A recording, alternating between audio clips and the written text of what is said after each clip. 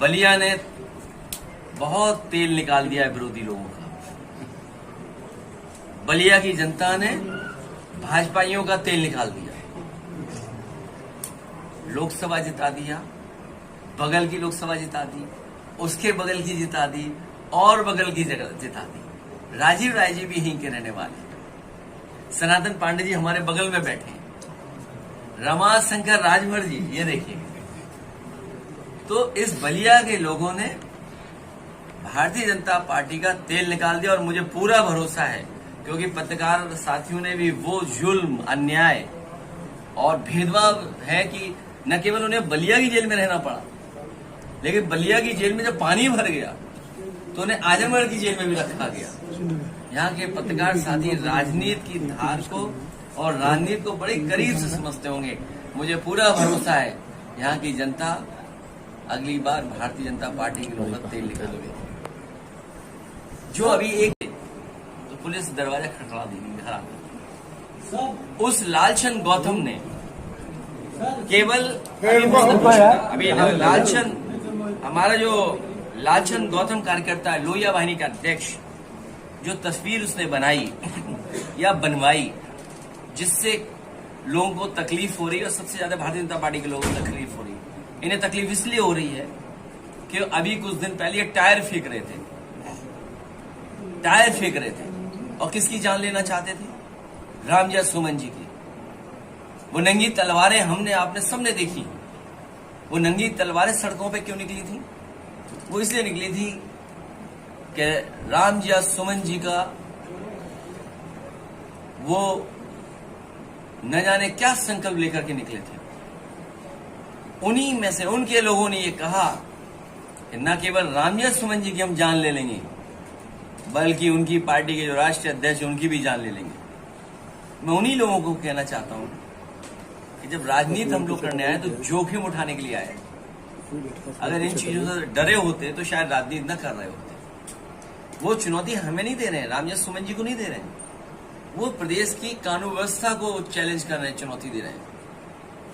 कानून व्यवस्था को चुनौती दे रहे हैं, इनके जीरो टॉलरेंस को चुनौती दे रहे हैं, इस देश के संविधान को चुनौती दे रहे हैं। इसलिए हम अपने लालचंद गौतम, समाजवादी पार्टी के लोहिया वाहिनी के जिलाध्यक्ष, जो उससे गलती हुई या गलती उसने की, उसको हम समझाएंगे, समझाएंगे कि भविष्य में किसी भी नेता के साथ या किसी भी महापुरुष के साथ इस तरह की तस्वीर किसी भी नेता की नहीं बनाए।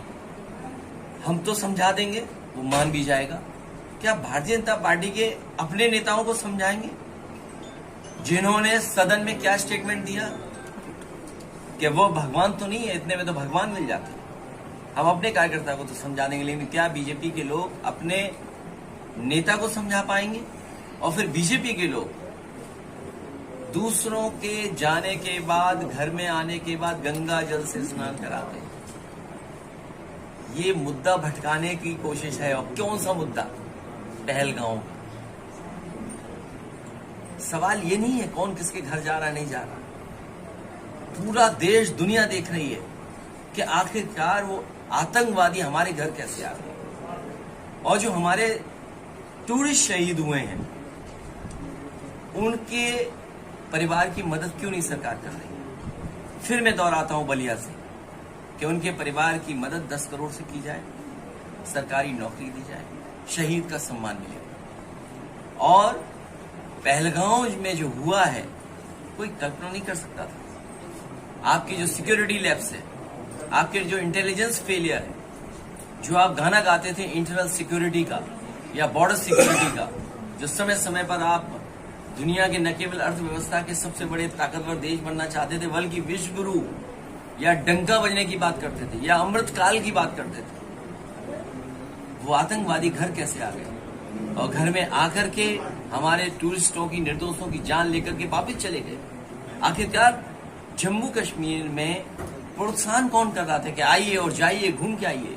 उनके परिवार के सदस्यों के हम लोगों ने स्टेटमेंट सुने, इंटरव्यू देखे।